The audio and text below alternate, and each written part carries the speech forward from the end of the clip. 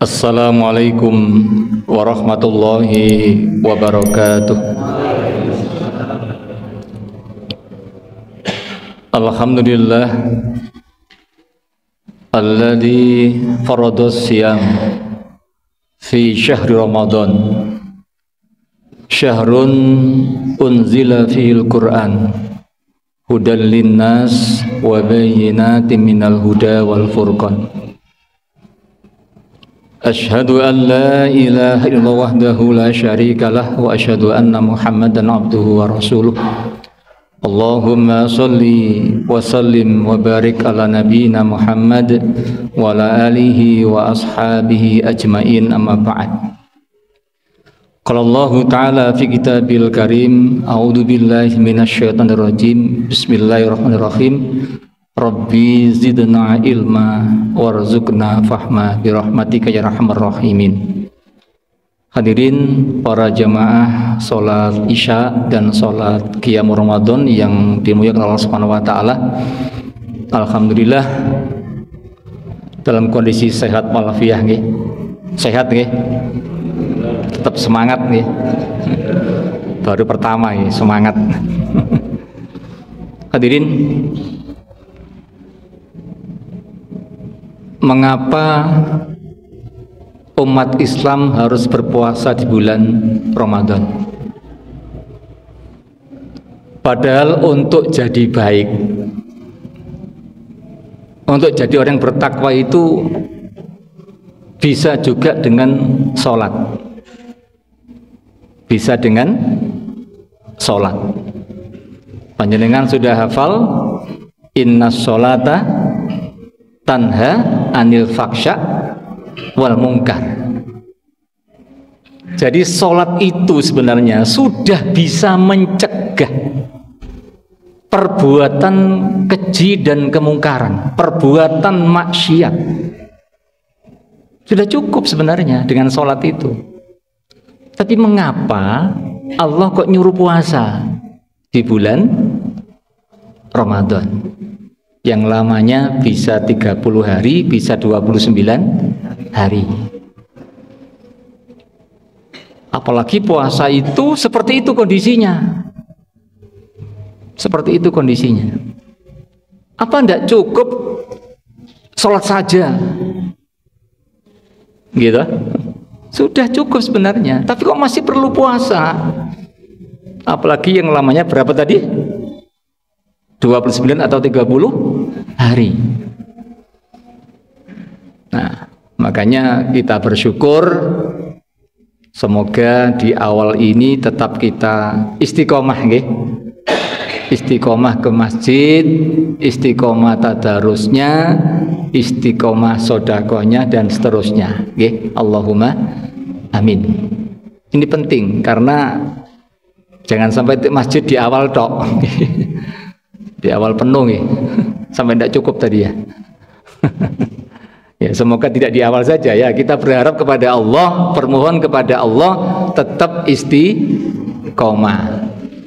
Tidak hanya di bulan Ramadan. Jamaah rahimakumullah. Ketika kita harus berpuasa, kenapa? Nah, salah satunya apa? Satu, karena itu rukun iman, juga rukun Islam. Rukun Islam juga kan. Pondasi kita ya di syahadat gitu. Terus sholat, terus zakat, terus puasa, terus haji. Itu pondasi kita. Pondasi kita. Nah, sholat itu tidak ada pengganti. Yang ada adalah boleh jamak dan qashar. Jamak dan qashar itu yang boleh kan itu, sholat itu. Ada orang bilang bisa dikodok. Dikodok itu maksudnya adalah diganti pada saat jamak dan qashar. Itu maksudnya, bukan dikodok diganti pada hari yang lain, bukan. Jadi istilahnya kodok itu bisa diganti dengan sholat jamak dan qashar. Bahkan orang yang sedang sakit pun, itu masih wajib sholat walaupun hanya isyarat, selama otaknya masih jalan. Saya pernah ada orang kena stroke sudah umur 80 tahun. Dan satu-satunya dia jadi wali, tidak bisa diganti oleh yang lain. Karena itu urutannya wali termasuk dia yang masih hidup. Pak, sudah stroke, tidak bisa apa-apa. Masa nggak bisa diganti yang lain urutannya? Saya bilang, kira-kira stroke kan ada yang masih sadar loh ya, ada yang cuma gerakan tangan atau kaki ya, atau mungkin lesan yang terucap yang susah. Jawabannya, Pak, kalau untuk itu dia masih ingat, masih sadar. Ya berarti dia jadi wali wajib. Terus gimana Pak mendatangkan? Ya tak parani naun di Jaumai. Saya datangi ke rumahnya yang sudah terkapar di tempat tidur, tidak bisa apa-apa, tapi sadar. Saya bilang, Pak, jenengan betul jadi walinya mantan ini. Oh iya, saya walinya. Loh, berarti kan sadar kan?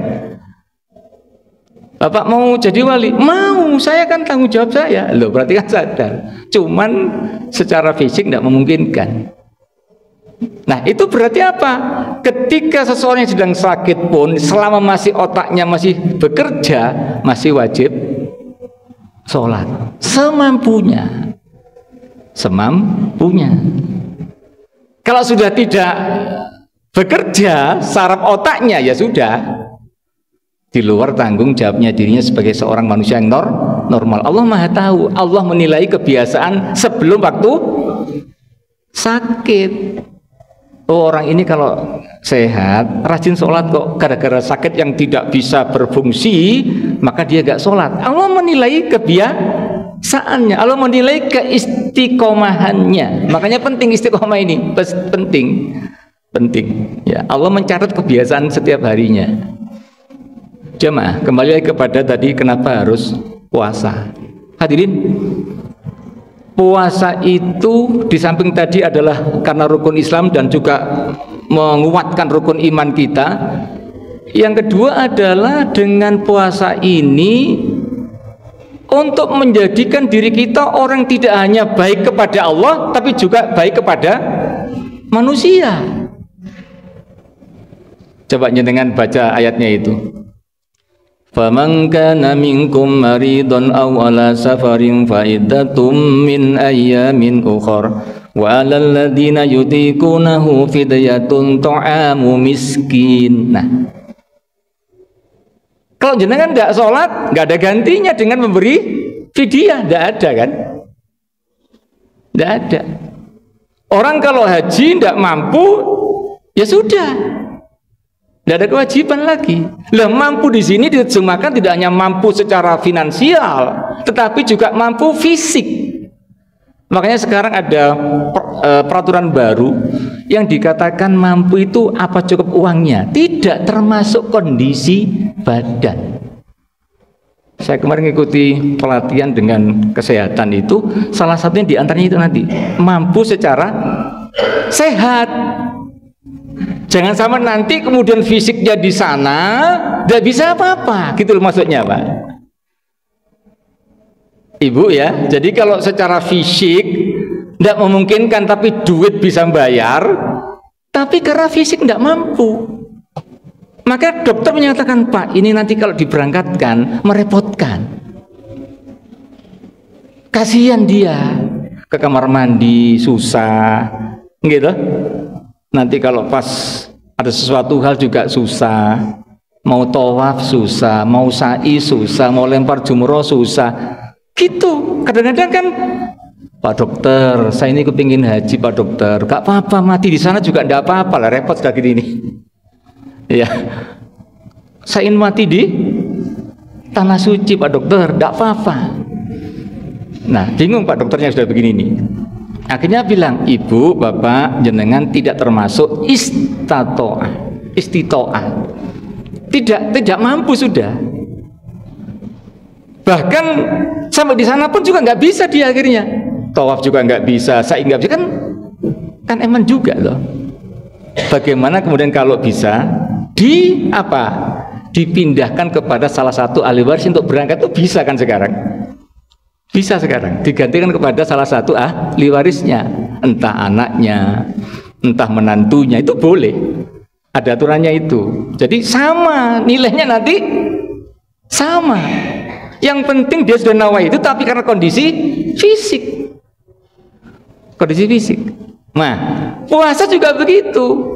Ketika nanti tidak kuat fisiknya, apa kata Allah? Wa 'alal ladzina yutiqunahu fidyatun tu'amu miskin, berikan fidyah kepada fakir miskin tuh. Boleh tidak puasa kan tidak mampu, mungkin ibu hamil. Ya, ibu hamil, ibu menyusui. Boleh diganti dengan memberikan fidyah, cukup selesai, tidak perlu diganti. Tapi kalau sakit, kalau musafir harus mengganti. Oh, ya, faman kana minkum maridun aw ala safarin fa iddatum min ayyamin ukhra, diganti pada hari yang lain. Enggak bisa diganti dengan fidyah. Sakit yang tidak ada harapan sembuh, lah itu pakai fidyah.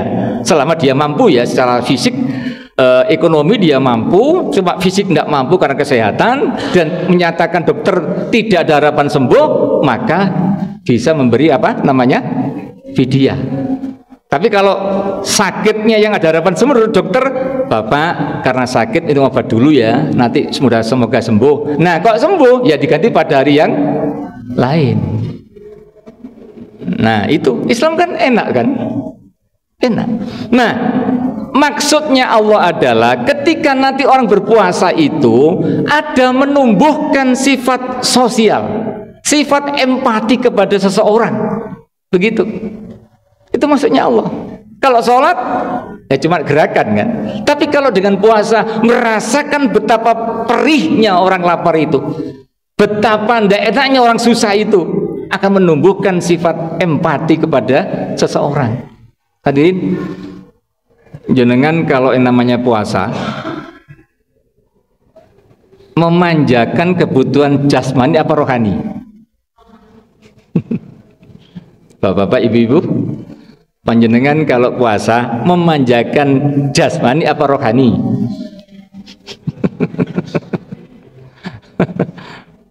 Halo?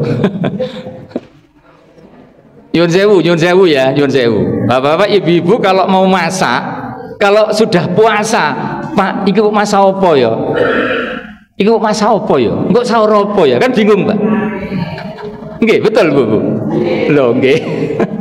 Jadi masih berpikir soal jasmani. Masih begitu, Pak. Tidak berpikir rohani. Dengar kalau lapar, apa jawabannya? Makan toh. Kalau haus, minum. Kalau rohani yang haus pakai apa? Rohani yang haus, yang lapar pakai apa? Coba. Maka bapak-bapak kalau puasa berbuka jenengan di masjid, namanya apa itu? Takjil. Jari ibu Pak, sanes buka, durung. Karena masjid mang takjil. Lho nang masjid malu. Lah iya Bu, iku takjil. Duduk buka, duduk mau gedang goreng. Nek durung mangan, durung buka. Lah itu loh masalahnya. Takjil artinya apa sih? Mensegerakan berbuka. Mau pakai apa saja boleh, pakai onde-onde boleh, pakai gedang goreng boleh. Tapi tidak makan sego belum. Nah, itu masalahnya. Berarti cara berpikir kita masih berpikir jasmani, Pak. Orang kalau sudah berbuka, apapun menjadi enak, enggak kan? Kenapa? Islam menyatakan alju, ketika lapar semua makan tuh enak kok. Betul? Coba, jangan kalau lapar makan apa saja, lah enak kan? Betul kan? Coba ibu-ibu, ono sing nyacat makanan, kau ono ketika Ramadan. Nek nyacat berarti loh, itu konsep Islam, Pak. Makanya kan sewu, kalau ada takjil dicacat, oh berarti belum berhasil puasanya itu. Ya sudah, namanya lapar, apapun menjadi enak. gitu loh ya. Maka Rasulullah itu luar biasa kan, Rasulullah itu luar biasa. Ketika istrinya tidak masak, apa kata Nabi? Saya puasa, iya kan? Istri tidak masak, ya udah Bu, saya tak puasa, selesai urusan. Coba jenengan sekarang, Bu gak masak, gak lapor kita menang gini sentak kan ibu Rasulullah tidak, ya sudah Bu, saya tak puasa saja, selesai kan.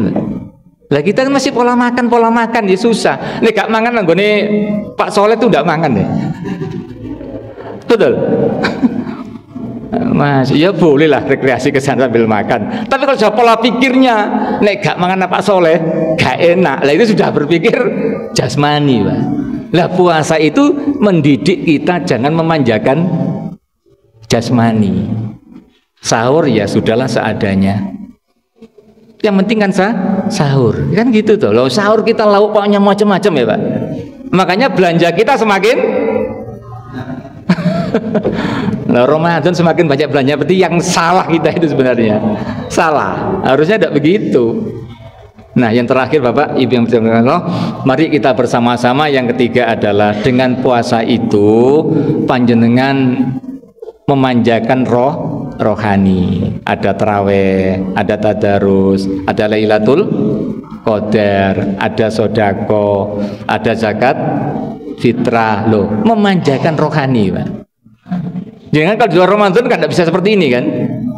Kalau puasa kan bisa kayak gini kan, silaturahim, ketemu kanan kiri jamaah, senyum. Coba kalau nggak puasa kan angel Pak, ketemu kan angel begini. Coba puasa enak ketemu, utangnya nggak kerosong ini. Betul ya. Seperti itulah nilai nikmatnya iman di situ. Makanya Allah menyatakan ya ayyuhalladzina amanu kutiba alaikumus syiyam. Itu pun hanya berlaku kurang lebih 1 bulan. Nek misalnya setahun puasa terus ya Pak? Setuju? Jadi ini wong sak wulan sing nguat-nguatno Pak setahun.